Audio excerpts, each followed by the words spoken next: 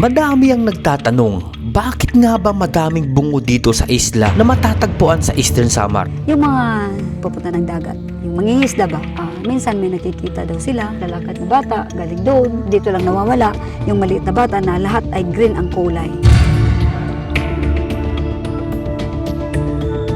Sa unang tingin, nakakatakot itong makita kung saan-saan ay makikita ang mga bungo at buto ng mga tao. Ano nga ba ang totoong kwento sa likod ng mga bungong ito? Bakit tila hinahayaan at hindi inaalis ng mga residente ang mga bungo at buto ng mga tao dito sa isla? May malalim ba ng kwento ang islang ito? May nangyari ba na malagim na trahedya dito? O isang tradisyon na hanggang ngayon ay ginagawa pa rin sa modernong panahon?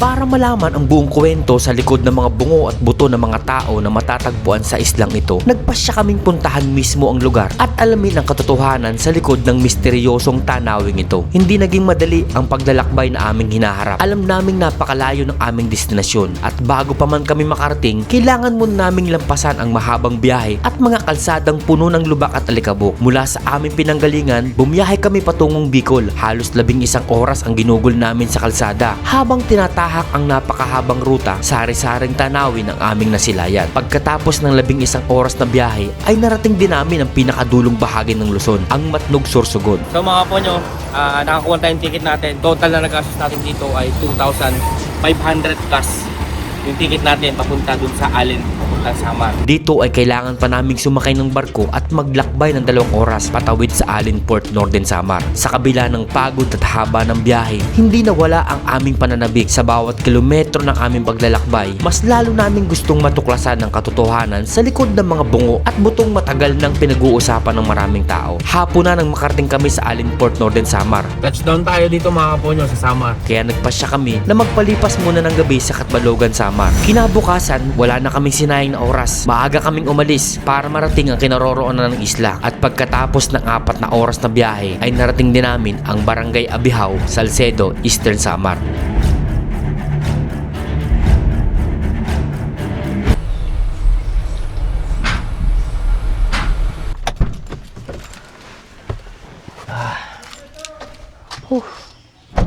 Sa wakas mga kapo nyo, pagkatapos ng 2 araw at kalahating biyahe, narating din natin itong Barangay Abihaw dito sa Salcedo, sa Eastern Samar. At dito natin maumpisahan yung pagtatanong-tanong at yung istorya tungkol dito sa mga bungo sa isang isla. At alamin natin kung paano nga ba tayo makakarating dito. Kasi wala tayong alam kung paano pupuntahan yun at wala tayong alam na kahit anong impormasyon tungkol sa islang yon. At dito pala mag-uumpisa ang paghahanap natin ng istorya. Samahan nyo ako mga kapo nyo. Wala na akong sinayang na oras. Agad akong umikot sa paligid ng barangay para magtanong-tanong. At una kong natanong ang isang lalaki na nakaupo sa isang basketball court. Sir, magandang hapon po. Pwede po magtanong? Saan po dito yung sakayan ng bangka papunta po dun sa Sisi Island? Diyan saan? Durungan. Gusto sana po namin puntahan yung isla dun sa yung marami pong bungo. Magpaalam kayo doon sa sa may-ari doon ng... May-ari po yung Diyan sa may yan may motor na yan. Opo. Diyan kayo Yung pong kulay puting motor na yun. Oo, diyan kayo Ibig sabihin po, private property na po yung isla na yun. May may-ari na yun. Salamat po. Thank you po. Salamat po. Yung isla pala ay meron na palang may-ari. Private property na pala siya. So, kailangan mo natin magpaalam para mapuntahan natin yung isla. At para malaman din natin yung kwento tungkol dito sa mga bungo na nasa loob ng isla.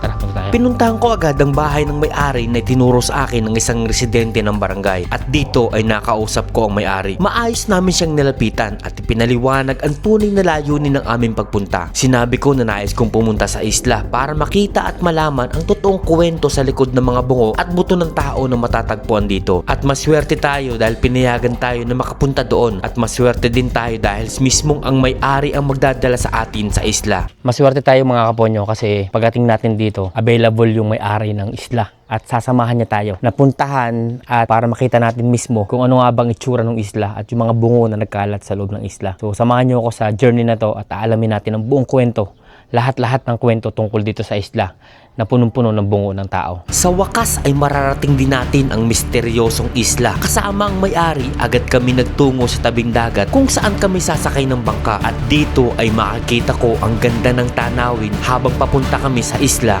na kung tawagin nila ay Sisi Island.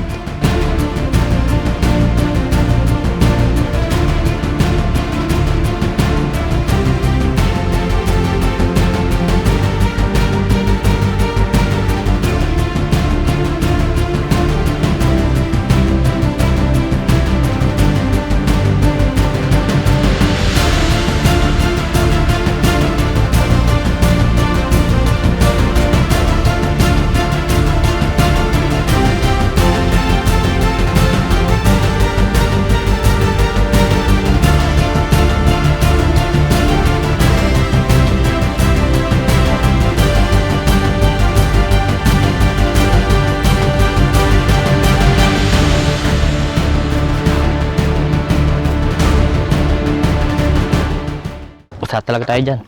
Yeah. Opya. Ito po talaga mababasa yan. Haroy. So sa wakas, Kila. ako nyo, narating natin yung isla. At pupuntahan na natin yung mismong kuweba kung saan nandun yung mga bungo. Sige, panabianay kita. Tabi-tabi po. Napakatahimik talaga. So sa ngayon po walang nakatira dito Wala. kahit sino. Oo. Talagang iniwan na rin. Oo, kasi lahat na nag-aaral. Mhm. Oo. Pero pumupunta sila dito, nagtatanggal ng mga dumi, Opo. tapos sila, nagkukupra. Grabe, sukal na. Medyo maano na naman. Dati, walang Talagang mga ano dito. wala po talaga madaanan. Oo. Hindi, maano sila dito, walang mga kahoy-kahoy. Ngayon, panimbago na naman to. Tabi-tabi, po. apoy. Aadi na naman kami, Tabi-tabi mabisita po. iyo. Ay laka mo'y pausa ha. Kay para ini madiskubre nga iyo lugar nga maging maupay. Opo. Aadi na naman kami, mabisita iyo. Adin akon upod niya mga bisita. Ayaw la ni pausa ha. Ayaw la kamo pausa. Kay para Ilan pong kuweba lahat yung nandito? 6. 6? Mm. Grabe. Dati, Anim na kuweba. lahat to may laman. Ewan ko kung bakit kinukuha yung iba. Kinukuha po ba talaga o nawawala na lang? Nawawala. Yung iba, hindi naman na as in na kinukuha. Yung iba nawawala tapos yung iba naman, yung parang minsan wala, minsan nandyan. Oh, grabe. Oo. Dito tayo mag-umpisa. Noel ikadto dito hirit may ada. Si Kuya, pangalan po, Kuya Noel? Noel. Anak ito ng caretaker. Anak na si Kuya Noel ng caretaker. Mm-mm. Si Kuya Noel pala ang may karanasan talaga dito. Kuya Noel, nung kabataan mo, nakikita mo na lahat yan. Yung mga bungong yan. Ilan taon ka na ngayon? 34. 34 si Kuya Noel. 35 na. So, dati pa sa Poland, dito na talaga mismo yun. Yung mga bungo na yan. Pero, ma'am, sa tansya nyo, yung bungo na yan, mga ilang taon na kaya siya? Napatingnan nyo po ba sa mga eksperto kung gaano na siya katanda? Hindi pa naman, pero sabi-sabi, mga 200 years, hindi na lang yata kasi ilang dekada na yan. Oh. Wala pa kami. Yung mga magulang ko, nung sila nandyan na yan. Nandyan na po talaga. Kasi nung unang panahon, sabi nila, wala pa daw libingan. Oo, kaya nung sabi nila yung siguro nararamdaman nila na magpapass away na sila, yung dinadala dito or pumupunta sila dito hanggang na wala Grabe, na. no? Kasi noon naman wala pang sementeryo pa. Wala pang sementeryo. Pero yung mga ano yan, talagang tao yan, pero ang pagkakaiba lang, mga malalaking tao sila. Malaking tao. Oo, kasi yung joint natin dito, iisa lang yan kahaba. Tapos yung ano nila, yung laki ng ulo is malaki talaga. po talaga. Tingnan nyo. Ano, Adahera? Oo. Tara. Adi Wakas, kami. makita na natin. Tabi-tabi Nabisita po. ngayon. Guti na Tabi-tabi lain po. Ang sinusundan luyo, ito hain. Oh. Nalipot bitan luyo. Pwede Diyan, po ba sige, lumapit? Oo naman, sige. Tara. Mm-mm. So ito, tabi-tabi po. OMG. So nakakompile yung mga bungo. Mm-mm. Yung dati marami yan. Marami yan dyan. Tabi-tabi po. Ngayon, kukunti na lang. Tabi-tabi po. So, ito, mga hain puno. adto. Ayan. Dili. So, May dandol niya ibutan luyo. Masigot na naman. speechless ako. Speechless ako nung nakita ko yung bungo. So ito yung Oo. pwede po bang umakyat dito? Sige. Pwede. Ayan, Pwede. so ito mga ponyo. Ayan, nasa Ito yung harap na natin miskal. yung mga bungo. Meron mga yung iba po na naaagnas na rin. Sa katagalan na rin po, Grabe. So ito po, bumagsak na rin yung bato na yon? Di dati yung Napapasok talagang po ba siya patag to dati. Patag to dati. Tapos, ewan ko ba, yung So, ito, dating mga caretaker, naghuhukay, parang hinukay to Meron na po bang mga kwento rito na nangyari na may humawak o may nakialam tapos may nangyari na? Oo. Wala naman nangyari. Nung una, before pa, noon pa, Opo. nung maliit pa lang kami, pag inano yan talaga, umuulan. Lumalaki ang ulan, tapos nagkakaroon ng malaking mga alon. Sabi nila, pag wala daw ulan, anuhin mo lang yan at uulan na. Ganun. Oo. Grabe. Pero ngayon medyo ano na sila civilized na kumbaga. Opo, nasanay na rin Oo, sa mga nasanay tao. na sila. Oo, nasanay na sila sa Tabi mga po. tao. Pero Literal yun lang, na, pwede mong hawakan, pero wag mo lang dalhin. Yun ang ano. Hindi ko na po hawakan. Mga po nyo to. Di ko mabilang. Parang nasa 10 mahigit na bungo nandito ngayon. At yung mga buto naman sa mga hita siguro, sa mga braso. Ito, nandito yung yung kasamahan panga, natin. nandyan yan. May Nandyan panga. pa, dito pa. So medyo napakahiwaga talaga nung lugar. Ito, kitang-kita natin yung mga bungo. Asan din So tabi-tabi po. Ba't diri ada? Nalipot nga luwag mo ado. Asan din Ito po dati napapasok tong kuweba. Hindi. Hindi na po talaga Mayroon lang napapasok. isang ano dito. Mayroon isang kriba dito na pwedeng pasukin. Hindi yan. Iba yan. Opo. Oo, doon sa likod. Ito, flashlight tayo. So ito mga ponyo. Ayan, para maliwanag. Maliwanag naman pala. So ito yung mga bungo natin. Unti-unti na siya naaagnas. Ayan. Talagang ano na. Di ka upod ang pagpasok ni Irainta. Diri ka upod ano. Na ano na. Ay, dolo adto. Adaluyo. Patagalan. Mawawala na rin talaga itong mga bungo na to kasi naagnas na. So maswerte tayo at naabutan pa rin natin ngayon. Tapos di So, pa ka din ng lakat. sa malangit naman yung mga kaluluwa nila Oo, nasuhot. Tapos na pumanong dito sa sinulugyan, lugar na to. So yung mga ponyo, ayan, nakita na natin dito yung mga bungo. At medyo scary kasi doon sa ibang lugar, sa amin kasi ma'am, pag nakitang bungo, iimbestigahan agad ng mga pulis kasi bungo ng tao yun eh. Pero ito, hindi po ba talaga, walang nangyayari na pumunta rito. Nagtatanong kung ano. Kasi alam na yun, sinasabi, iyon ang bungo ng kasan. Ibig sabihin yung mga malalaking tao, yung mga matatangkad, hindi gaya sa atin. Pero mga tao sila naman. So historical na pala talaga dito yung bungo na to. Ang kwento niya ng mga magulang ko, nung kaninununuan pa nila yung mga matatagal na, mga matatanda, sabi nila, pag madali na silang mamatay, mamayapa, pumupunta dito, or dinadala dito ng mga kamag-anak, yun na yun. Dito na po pinababayaan na silang mamatay. Oo. So dyan po, naagnas na sila dyan, nangangamoy na, lahat na. Wala na. Siguro nga po yun yung ritual na katutubo noong unang panahon. Oo. Pero ito, dati na talaga to. Yan na po talaga yun. Nung wala pa ang mga kahoy dito, maganda to. Nakikita sa dagat. O nakikita. Kasi dati, yung magulang ko, talagang tinatanggal ito lahat. Kitang-kita yan doon. Unang kuweba pa lang yung pinuntahan natin. So meron pa tayong ibang kuwebang pupuntahan. 6 yan. 6 At na tiba. para pakita namin sa inyo na existing yung ganitong lugar na mayroong talagang literal na bungo ng tao na nandyan, na nakalatag lang. Tara, puntahan natin yung iba. So maswerte talaga tayo kasi naman tayo ni ma'am, yung mismo may-ari ng isla.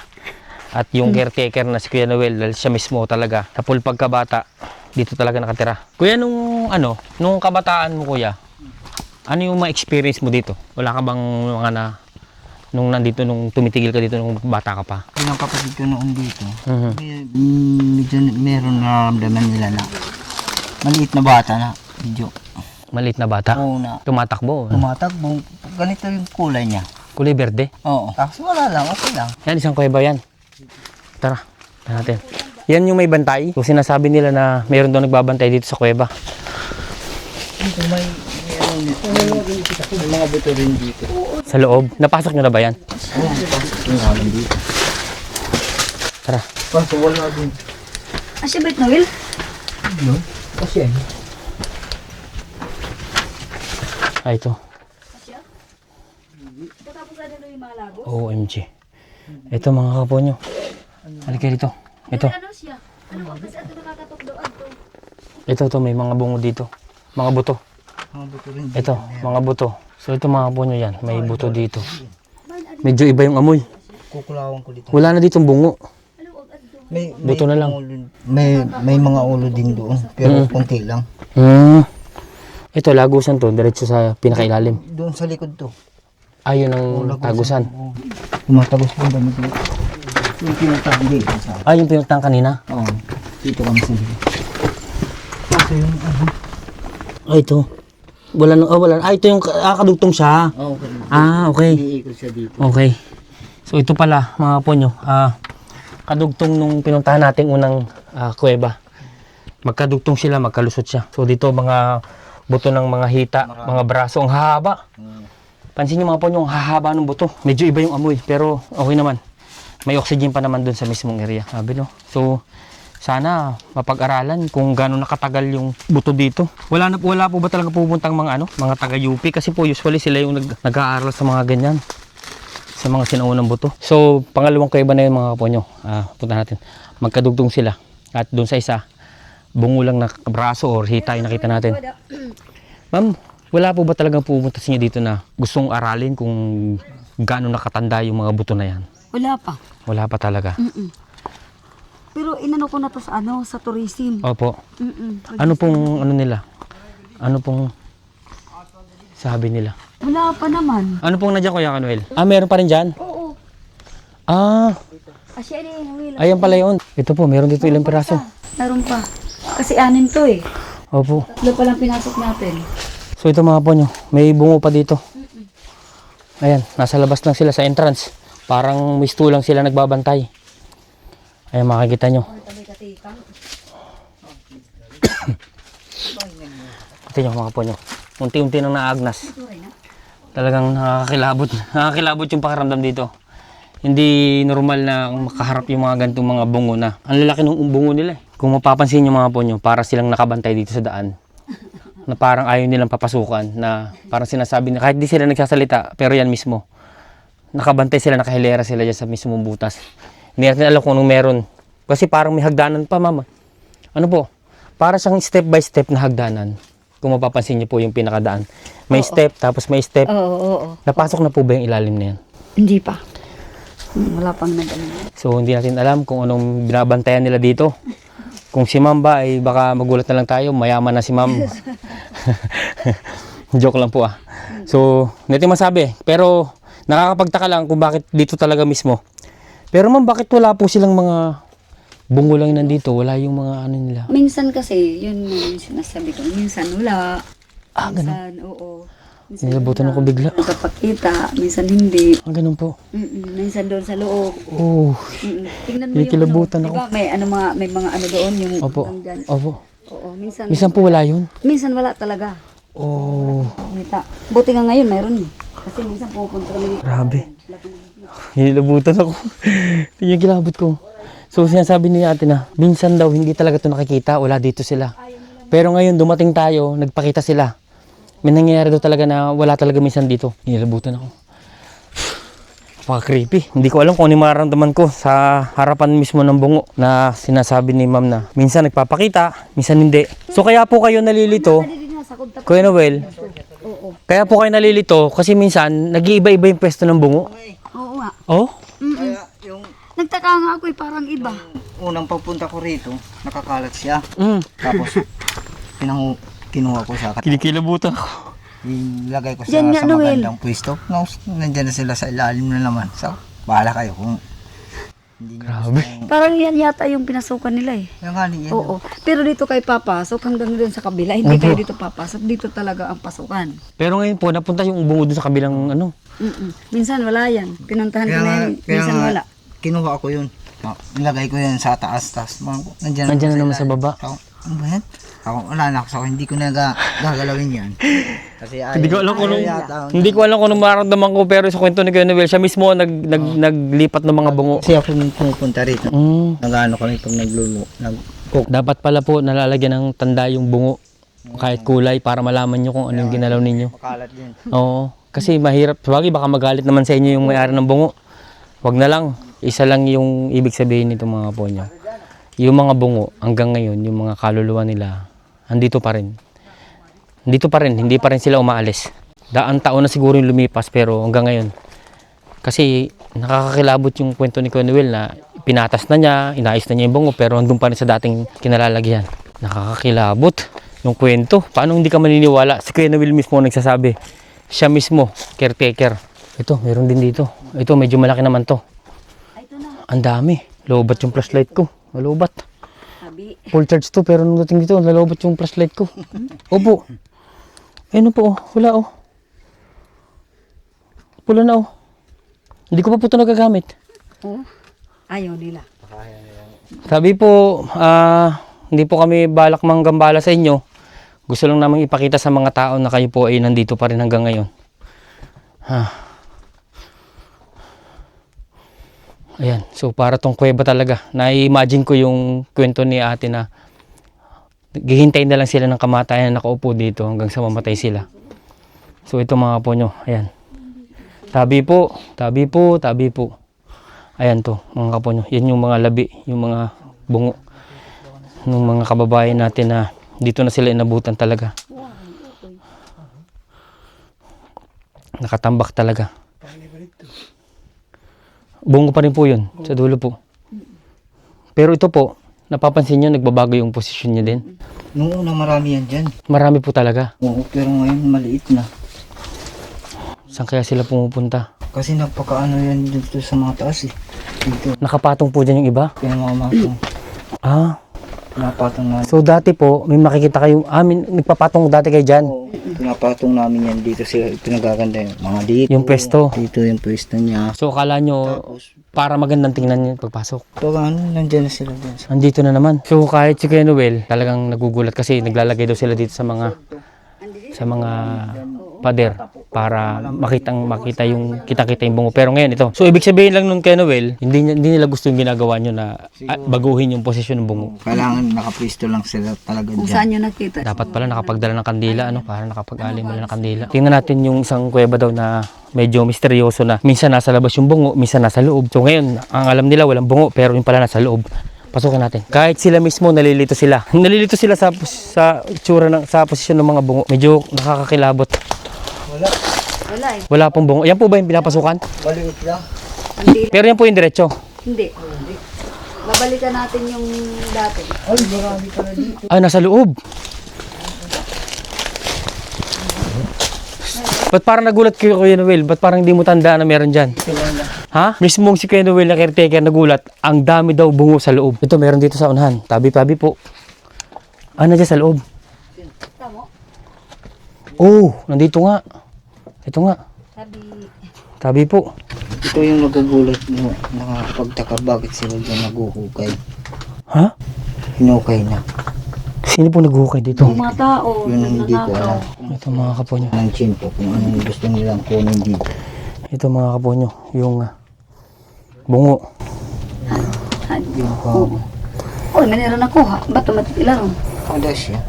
So, ibig sabihin po may pupunta rito na naghuhukay. Oo nga, nag-okay. Wala naman silang makita. At baka po sila ay pinakikiramdaman na rin. Kaya pagka sila maghukay dito. Grabe, nakakilabot yung kwento na alam mo talaga na literal na nandyan pa rin sila. Hindi sila umaalis sa lugar na to at tipong parang binabantayan nila yung lugar. Oo naman.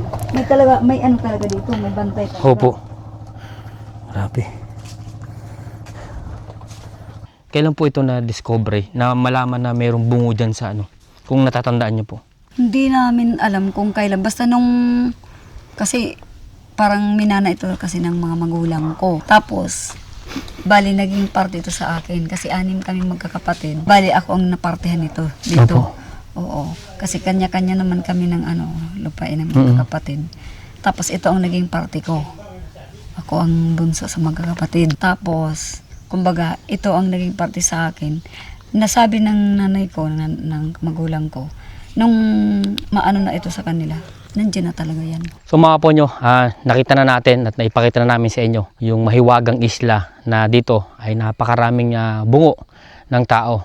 Mahiwaga siya at may lihim na kwento na marami pa ang hindi nakakaalam. Pero ngayon, nalaman natin kung ano ba talaga ang katotohanan sa mga bungo na nandito sa loob ng isla. Malayo man to, sobrang hirap marating at kahit ilang araw tayo bumiyahe, ay nagawa pa rin nating marating na akala natin ay imposibleng puntahan. Pero ngayon ay naipakita namin sa inyo kung ano nga ba yung tunay na kwento ng islang to na maraming bungo sa kuweba. So muli, ako si Pon TV at nag-iwan sa inyo ng gawin nating posible ang imposible.